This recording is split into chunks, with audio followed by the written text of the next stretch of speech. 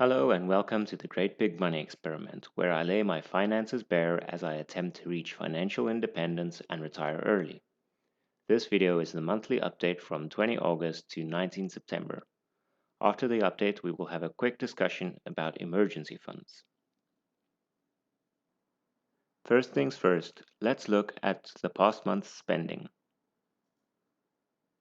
This month, I budgeted to put $100 away into savings for aspirations. Unfortunately, I overspent in other categories and this was the first place I cut back. And this is the overspending culprit. I bought some waterproof clothes suitable for cycling in the rain and snow. Yes, I recently bought a bike to commute to work with. I promised myself I wouldn't buy unnecessary gear for this and only buy it when needed. The next day I got caught in a rainstorm and proceeded to buy rain gear. The consumable house item always seems to be spent, which led me to revise it going forward. From now, it is only $15 per month. Our food expenses is down $20 per person this month. Part of this is that a colleague of mine gifted us a massive zucchini and we tried a free trial of a recipe box service. Ultimately, the food was delicious, but it was too expensive for us to use on a regular basis. Fuel was lower than expected because I cycled to work many times and my spouse used the bus system. Next month, I will continue to cycle, but it makes more financial sense for the wife to use the car instead of the bus, so our fuel bill isn't expected to change much. Hobby was overspent mainly because of the bike and related expenses.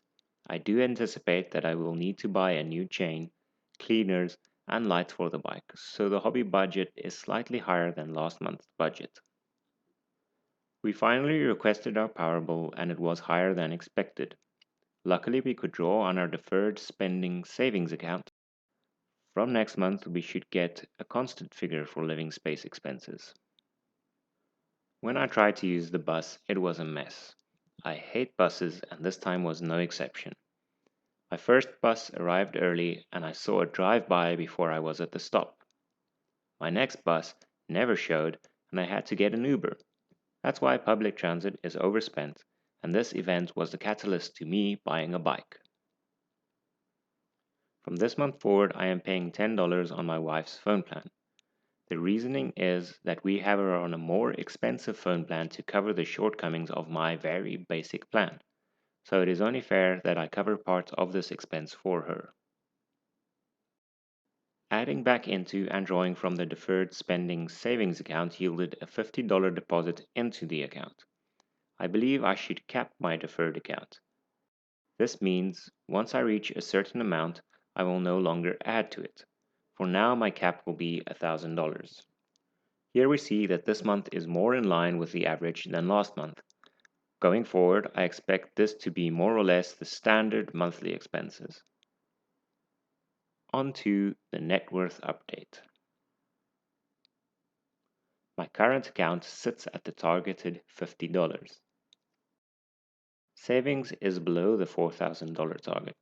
I needed to draw on these funds to open an RRSP account as the minimum initial deposit is $1,000. I will have to add back to it instead of investing money next month. I am in the process of changing banks. Due to the timing of statements and such, I show a balance of $380 this month on my credit card. As mentioned earlier, I invested some money from my earnings and some from my emergency fund. This causes an increase in my self-directed investment account. The money at my financial planner is in the process of being transferred to my self-directed account. It fluctuates as the market goes up and down and is therefore less this month.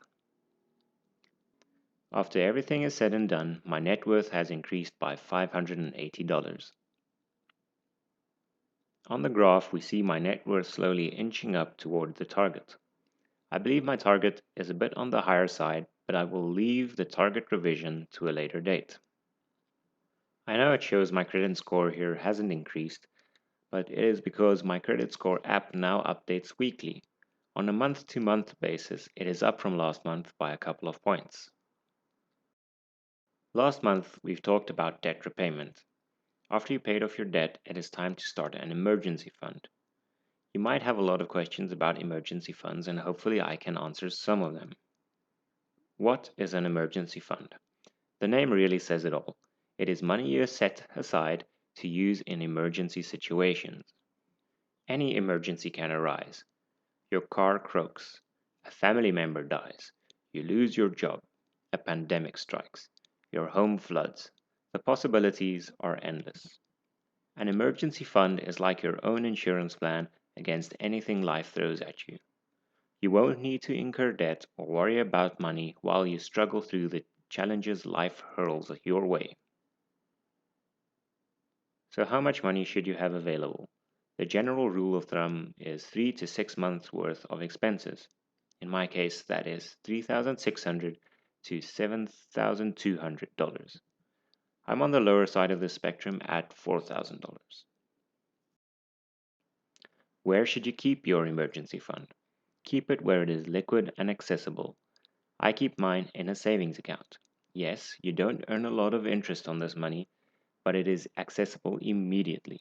When you need a life jacket, it will do you no good in a week's time. You need it now, and the same is true for an emergency fund. That is it for this month. Next month, I'll take a deeper look at how my money is invested.